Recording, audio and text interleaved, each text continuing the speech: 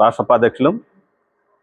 గత ప్రభుత్వం తెలంగాణ నుంచి ఆంధ్రాని విడదీసినప్పుడు అనేక రకాల ఉద్యమాలు జరిగినాయి. గతంలో అప్పుడు పీడిఎస్గా ఉస్మాన్ యూనివర్సిటీకి ఇటు ఆంధ్రాకు కూడా చల్లగొడవలు పడ్డాయి. అయితే సాక్షాత్ ఆ రోజు వెంకయ్యనాయుడు గారు, ఇప్పుడున్న దొంగ ప్రధాని నరేంద్ర మోడీ గారు ఆ రోజు హామీ ఇచ్చారు. మేము అధికారంలోకి వస్తే విభజన చట్టంలో హామీలు అమలు చేస్తాం, ప్రత్యేక హోదా ఇస్తాం అని చెప్పి ఆ రోజు నరేంద్ర మోడీ గారు వెంకన్న సాక్షిగా అని చెప్పి తిరుమలలో ప్రమాణం చేశారు. కానీ ఇంతవరకు 12 సంవత్సరాలు అయినా ఈరోజు మోడీ ఆ ఊసలేదు. అయితే ప్రతిపక్షంలో ఉన్నటువంటి పవన్ కళ్యాణ్ గారు, అదే చంద్రబాబు గారు నల్లగుడ్డలు వేసుకొని నల్ల వస్త్రాలు ధరించి ఢిల్లీకి పోయి ఇండియా గేట్ కాడ అనేక ఉద్యమాలు చేశారు. ఈ ఆంధ్రాకి అన్యాయం జరుగుతుందని, నిరుద్యోగ సమస్య పెరిగిపోతుంది, అప్పులు పాలవుతుంది ఆంధ్ర. ఈరోజు విశాఖపట్నంలో ఉన్న స్టీల్ ఫ్యాక్టరీ మూసేస్తున్నారు, కడపలో ఉక్కు ఫ్యాక్టరీ మూసేస్తున్నారు. ఈరోజు నిరుద్యోగ సమస్య అయిపోయింది, ఆంధ్ర అప్పులు కుబిలో వెళ్ళింది. అందువల్ల ఆంధ్రాకి ప్రత్యేక హోదా కావాలని చెప్పి ఆ రోజు ఉద్యమం. కానీ అధికారంలోకి వచ్చిన తర్వాత ఈరోజు ఎంపీలు కానీ ఎమ్మెల్యేలు కానీ ఆ ఊసే లేదు. ఆ ప్రత్యేక హోదా కోసం చేసినటువంటి విద్యార్థి సంఘాల మీద కేసులు పెట్టారు తప్ప, జైలు పంపించారు తప్ప ఇంతవరకు.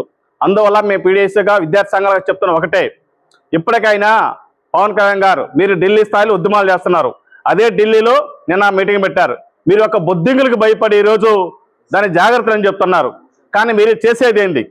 హిందూ మతోన్మాద శక్తులు ఈరోజు ఆంధ్రాకి అన్యాయం చేయట్లేదా? ఈరోజు అదే రాష్ట్ర రాజధానిలో తిరుమల నుంచి లడ్డు తెస్తే మోడీ గారు ఈ ఆంధ్రాకి పాచిపోయిన లడ్డు ఇచ్చని చెప్పి ఆ రోజు ఎంపీల మీద ఫైర్ అయింది మీరే. కానీ అంత చేసినప్పుడు ఈ ఆంధ్రాకి ఎందుకు అన్యాయం చేస్తున్నారు? ఈరోజు దేశంలో మోడీ వస్తే ఇంటికి ఒక జాబ్ అన్నారు, అనేక రకాల హామీలు ఇచ్చారు. కానీ ఇంటికి ఒక జాబ్ వస్తుందా? నిరుద్యోగ సమస్య పెరిగిపోయింది, కార్పొరేట్ కంపెనీలు ఎక్కువ వస్తున్నాయి.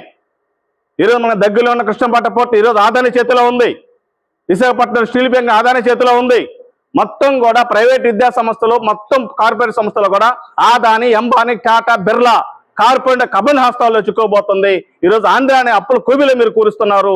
మొత్తం కూడా ఈరోజు చూస్తున్నాం, ఎక్కడ పట్టినా ప్రైవేట్ కంపెనీలకే, ప్రైవేట్ వ్యక్తులకు వస్తుంది తప్ప ఆఖరికి బిఎస్ఎన్ఎల్ వ్యక్తులను కూడా ఈరోజు ప్రైవేట్ వాళ్ళకి ఇస్తున్నారు.